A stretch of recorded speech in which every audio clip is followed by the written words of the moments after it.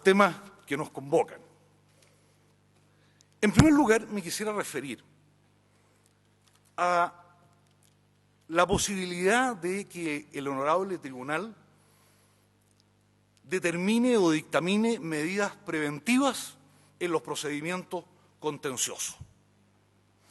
El tribunal, sin lugar a duda, como ustedes saben, dispone de claras facultades para adoptar medidas preventivas en los procedimientos no contenciosos, donde actúa como continuador de las antiguas comisiones preventivas. Sin embargo, la Ley 20.361 ha modificado el texto del artículo 3 del Decreto Ley 211, agregando las expresiones medidas preventivas. Quizás convenga leerlo rápidamente para que se comprenda bien de qué estamos hablando. El artículo 3 dice: el que ejecute o celebre, individual o colectivamente, cualquier hecho, acto o convención que impida, restringe o entorpezca la libre competencia o que tienda a producir dicho efecto, será sancionado con las medidas señaladas en el artículo 26 de la siguiente ley. Sin perjuicio, agrega, de las medidas preventivas, que es lo que ha incorporado la ley, correctivas o prohibitivas que respecto de dichos actos o convenciones puedan disponerse en ese caso. Entonces, la pregunta es la siguiente: ¿significa la incorporación de estas expresiones, medidas preventivas, en el artículo 3 del Decreto Ley 211, que ahora el Tribunal de Defensa de la Libre Competencia podrá adoptar medidas preventivas en los procedimientos contenciosos y sancionatorios? El tema sin duda es sensible y justifica un análisis. Por lo pronto, como todos sabemos, la prevención consiste en anticiparse o predecir un daño futuro y anticompetitivo. Por lo tanto, las medidas preventivas en relación a esta predicción pueden ser, y el tribunal ha dado prueba de ello en los procedimientos no contenciosos, muchas y muy variadas, como por ejemplo, consultas obligatorias, recomendaciones a las partes, que esto de recomendaciones yo creo que todos entendemos que es un poco un eufemismo, porque son bastante obligatorias, o por lo menos el que no las entiende así va a tener problemas en el futuro. Condiciones para realizar actos o suscribir contratos, desinversiones, regulaciones particulares para determinadas actividades, etc. Estas son medidas preventivas porque obedecen a la reacción frente a la predicción de un acto que en el futuro puede revestir un peligro anticompetitivo. Pero el juicio, en cambio, persigue la aplicación de una sanción contra un ilícito concreto. ¿Caben entonces, dentro de la tramitación de un juicio, estas medidas que acabo de señalar u otras? A este respecto nosotros tenemos un pensamiento que quisiéramos compartir con todos ustedes. En primer lugar, revisando el mensaje con el que se acompaña la ley para su tramitación, nos encontramos con que no se dice una palabra acerca de las medidas preventivas en los procedimientos contenciosos. O sea, esto viene a surgir, en verdad, en algún momento del debate. Pero a su turno, si uno revisa el debate en particular, se da cuenta que en las prácticamente 700 páginas o 9 tomos que consiste la discusión de la ley, hay un par de párrafos lícitamente dedicados a este asunto. Y en una de las intervenciones, que es precisamente del senador Vázquez, en una sesión a la que tuvo oportunidad de asistir don Enrique Vergara, estoy seguro que él recordará que frente a la idea de introducir estas expresiones, medidas preventivas, la Fiscalía se manifestó en verdad indiferente. Lo que le importaba era la tipificación de las conductas que están en las letras A y B, C, pero no veía en la incorporación de las medidas preventivas algo novedoso, sin embargo, tampoco se opuso a ello. O sea, no hay registro en la historia de esta ley que nos permita comprender por qué se han incorporado las expresiones medidas preventivas y si es que podrían incluso aplicarse a los procedimientos contenciosos. La verdad es que en nuestro concepto ello no procede si partimos del supuesto de que se trata de una novedad para la aplicación de medidas preventivas en estos procedimientos contenciosos. ¿Por qué? Primero, porque el procedimiento contencioso tiene ciertas características importantes. Uno, su objeto. Su objeto es corregir, prohibir o reprimir atentados contra la libre competencia. Segundo, El artículo 18, número 1 del Decreto Ley 211 establece las facultades o la competencia del tribunal sin que le esté permitido obrar de oficio. Solo puede obrar a requerimiento de la Fiscalía o por demanda de parte.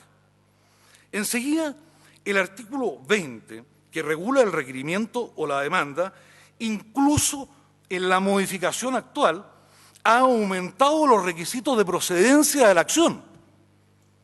No solamente invocando el artículo 250 del Código de Procedimiento Civil, sino que además obligando al requiriente o al demandante a precisar la infracción que está denunciando.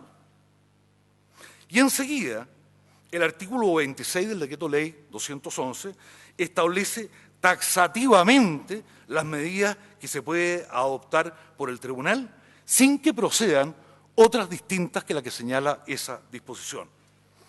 En este sentido, creo que conviene recordar que antes de la reforma, eso sí, la Corte Suprema tuvo oportunidad de plantearse respecto de este tema y de señalar que las facultades que tiene el tribunal en los procedimientos contenciosos están expresamente señaladas en el artículo 26 y que por consiguiente no le corresponde efectuar ahí ni proposiciones ni recomendaciones, de lo que nosotros entendemos que estas facultades son taxativas y su interpretación es restrictiva.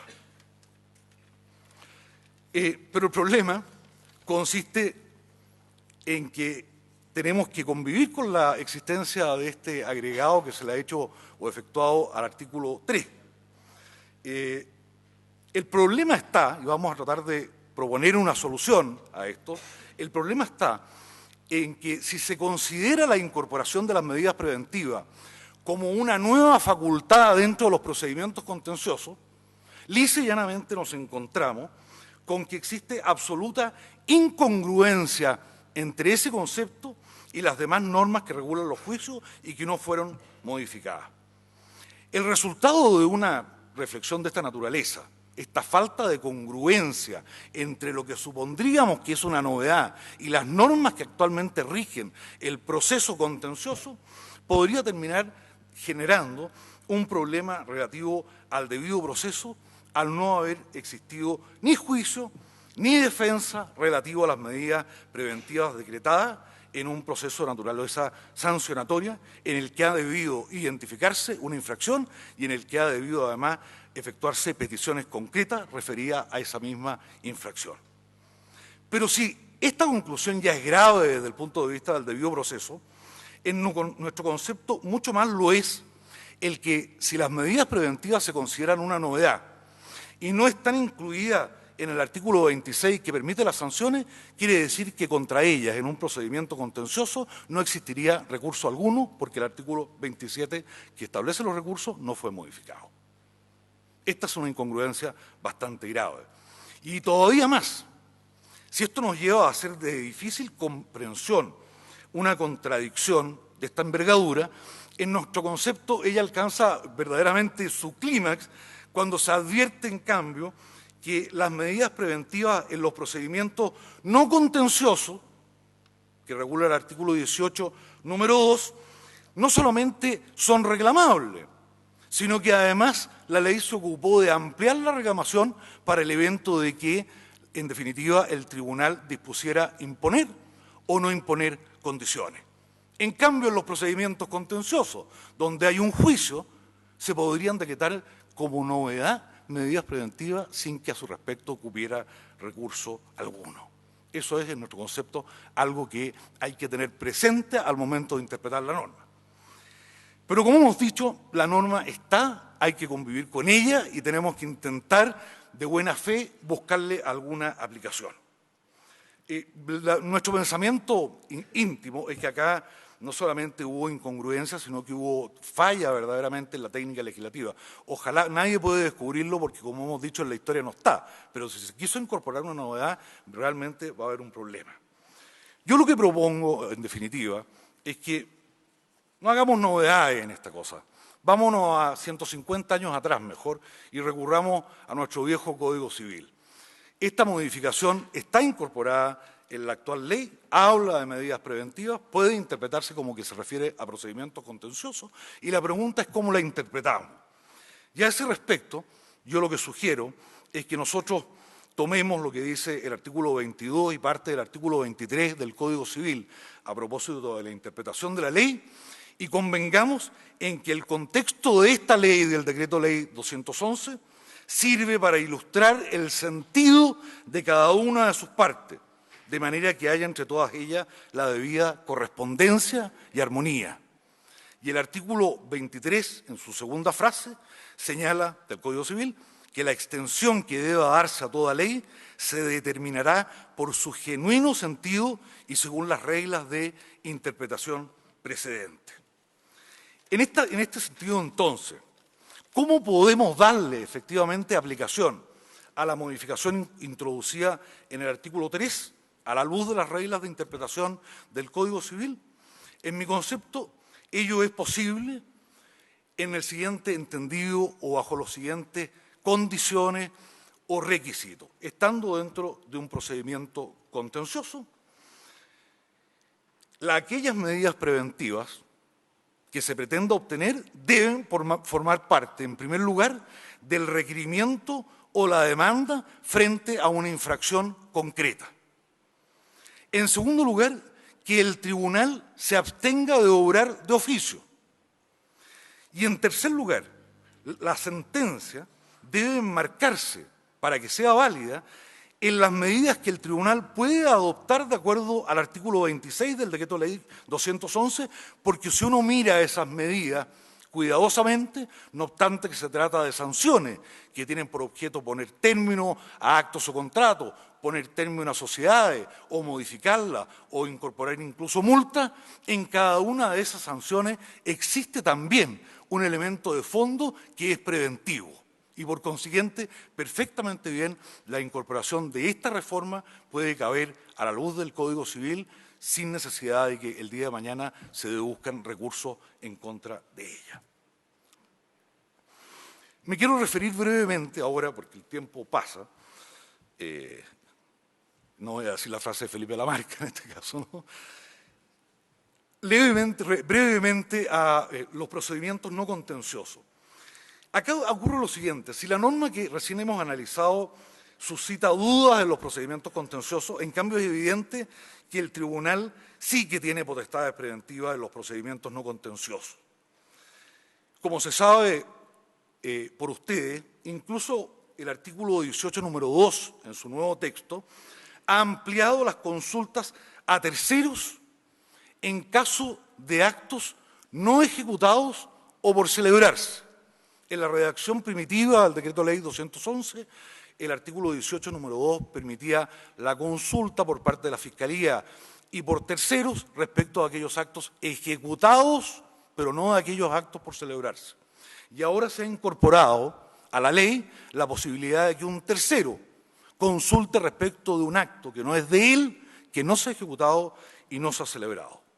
Entonces, esta innovación es realmente interesante, pero va a requerir en su ejecución práctica de una labor interpretativa cuidadosa.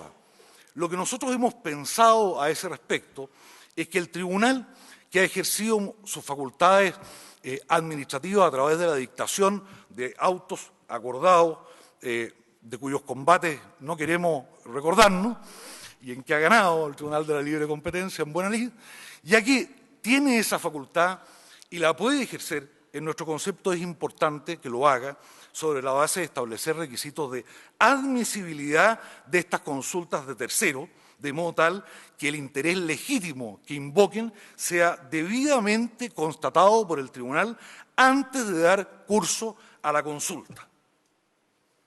Es decir, aquí se trata verdaderamente de equilibrar, ¿no es cierto?, en forma adecuada los derechos de aquel que pretende celebrar un acto o contrato y que no lo ha hecho, con respecto de aquel que es un tercero en relación a dicho acto o contrato y que se propone lisa y llanamente consultarlo. Lo que no puede ocurrir de la interpretación de esta norma es que ella se preste para que se realicen actividades, en definitiva, ilícitas o anticompetitivas, o alguien pretenda aprovecharse de esta disposición.